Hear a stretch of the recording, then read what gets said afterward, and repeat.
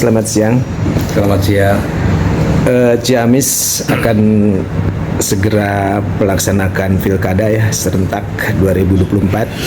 Bagaimana sikap Kang Nanang sebagai tokoh politik Ciamis, sebagai ketua partai PDI Kabupaten Ciamis dalam perhelatan pilkada 2024? Secara umum sebagai ketua partai politik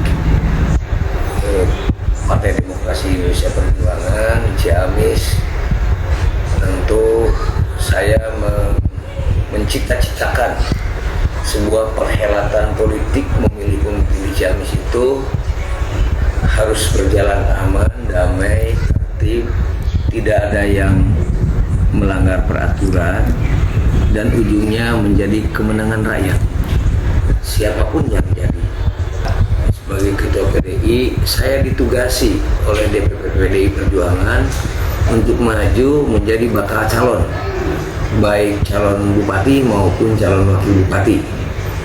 Karena PDI Perjuangan hanya 7 kursi, tidak cukup untuk mengusung sendirian, maka DPP memerintahkan untuk mencoba berkomunikasi dengan partai politik lain untuk melakukan kerjasama politik dalam memenangkan kepemimpinan di Kabupaten Ciamis. Sebagai orang Ciamis, saya menghendaki bahwa pemilihan Bupati Ciamis 27 November 2024 itu benar-benar sebuah proses yang melibatkan partisipasi segenap masyarakat yang tujuannya juga untuk kemenangan rakyat Ciamis.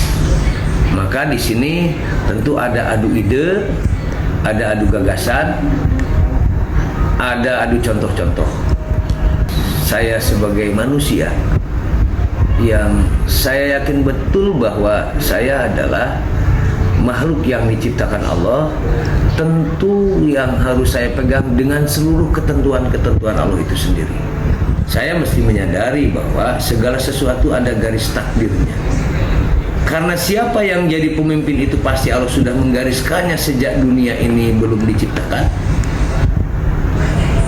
Maka kita ini sesungguhnya adalah hanya sekedar menjalani takdirnya. Motivasi kepemimpinan hamba Allah adalah perwujudan dari penghambaan kepada Allah. Kalau amanah kepemimpinan diambil sebagai sebuah kebenaran, maka prosesnya tidak boleh ada kebatilan.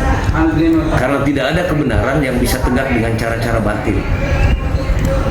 Oleh karena itu, maka mari siapapun yang kampanye, untuk siapapun kampanye, sebarkan saja kebaikan-kebaikan seluas-luasnya dan tegakkan saja kebenaran-kebenaran setegak-tegaknya. Nanti ada satu kebaikan atau satu kebenaran yang kita lakukan yang akan menjadi sebab yang sudah ditentukan Allah sebagai sebab sampainya kita pada cita-cita. Lebih vulgar lagi, kehendak Allah tidak bisa dipengaruhi oleh kehendak makhluk, siapapun makhluk itu.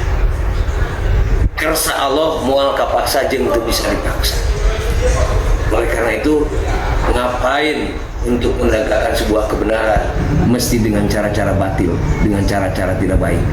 Ada regulasi kalau nyalon pilkada harus mengundurkan diri, bagaimana?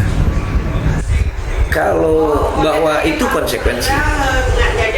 Bila saya menjalankan perintah partai untuk menjadi calon bupati, ini bila ada pasangan dan bila ada partai yang mau koalisi ya, resiko itu sebuah keharusan karena perintah undang-undang. Maka harus mundur. Lalu apakah mundur? Ya mundur. Beberapa hari yang lalu terlihat Kang Nanang bersama Pak Herdiat bersama Pak Yana ya bersilaturahmi ramah tamah, begitu mesra, kelihatan solid. Apakah ada kemungkinan 10 partai berkoalisi mendukung Haye?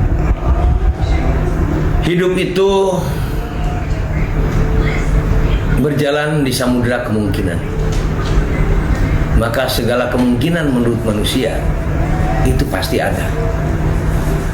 Tetapi bagi Allah segalanya adalah kepastian.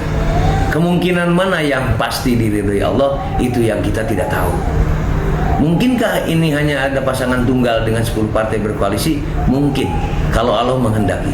Bila itu terjadi, itu adalah asar afal Allah. Dan kita tidak boleh memungkiri, tinggal kita bagaimana kita ridho atas segala ketetapan Allah. Saya ingin berpesan kepada rakyat bahwa benturan politik, perbedaan politik tidak harus menjadi benturan fisik. Bung Karno dengan Muhammad Natsir, dengan tokoh partai politik lainnya, mereka berdebat, mereka berseberangan, mereka tarung ide dan gagasan, tapi mereka ngopi bersama dan tak pernah bermusuhan. Itulah negarawan sejati. Hanya satu pasangan baik, bagaimana kaitannya dengan gagalnya demokrasi atau tidak?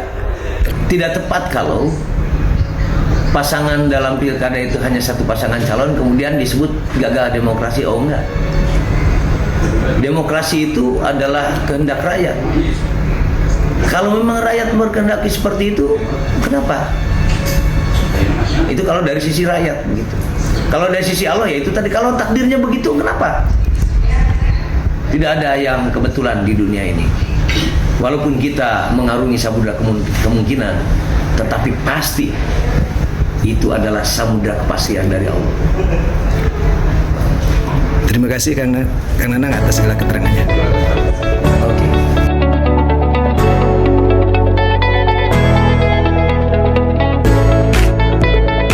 Pesan terakhir, mari kita sebarkan kebaikan seluas-luasnya dan tegakkan kebenaran setegak-tegaknya.